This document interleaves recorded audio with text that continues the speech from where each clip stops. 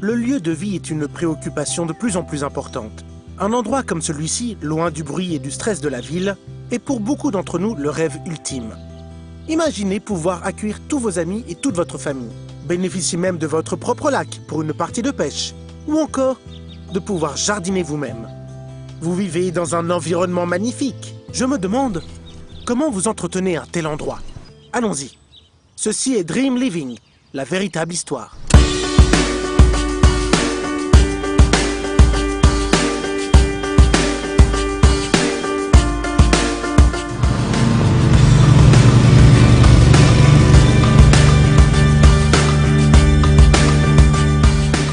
Avant d'enfiler le costume de propriétaire du domaine, je vais d'abord rencontrer Heidi Lipsanen, une propriétaire de Moritzberg.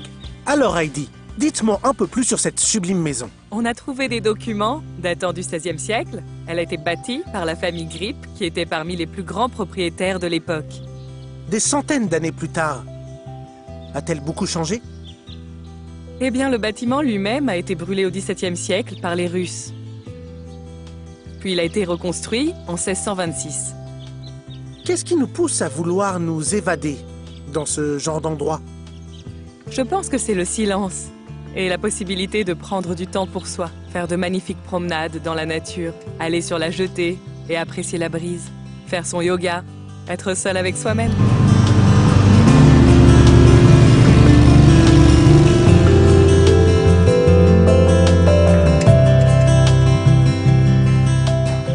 Quelle vue incroyable!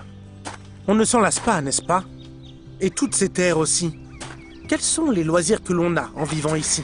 Vous pouvez avoir des animaux, vous pouvez aller pêcher, cultiver vos propres légumes et avoir des arbres fruitiers. Aller naviguer, aller chasser, avoir des hôtes. Les options sont infinies ici. On dirait juste que c'est un endroit fantastique pour vivre. Certes, ça l'est, mais c'est aussi beaucoup de travail.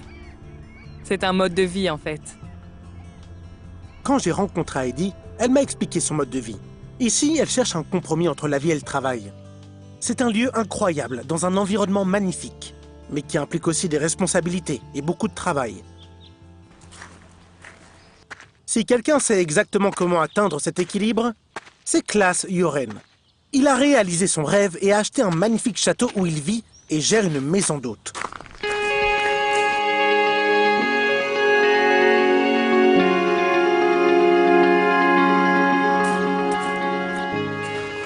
Bonjour. Oh bonjour Jonathan. Comment ça va? Bien, merci. Content de vous voir. Content de vous voir aussi. C'est génial d'être ici. Qu'est-ce qui vous a poussé à acheter ce lieu? Quand on a pris la décision de s'installer à la campagne, nous voulions vivre dans une vieille maison et avoir de bonnes conditions. Oui. Même si cela signifiait une organisation quotidienne. On commence à 6 heures du matin, on planifie les journées pour que tout soit fait. Dans quel état était la demeure le jour où vous l'avez achetée? Ce n'était pas en bon état, je dirais. Pourquoi? On a beaucoup travaillé. Vraiment? Oh oui.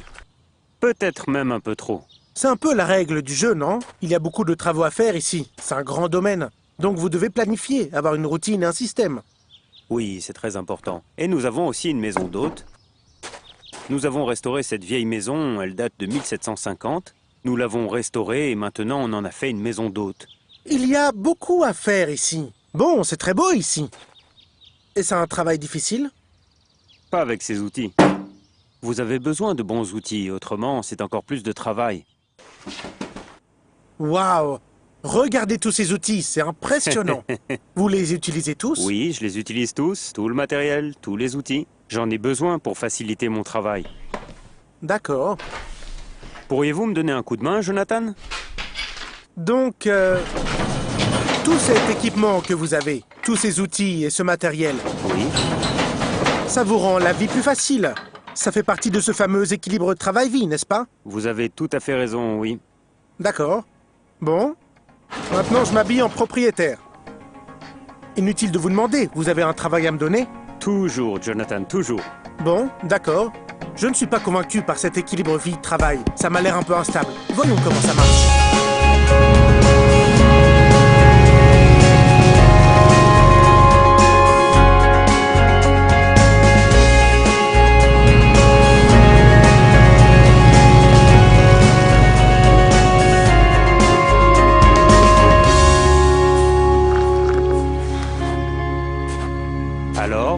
quel est le verdict?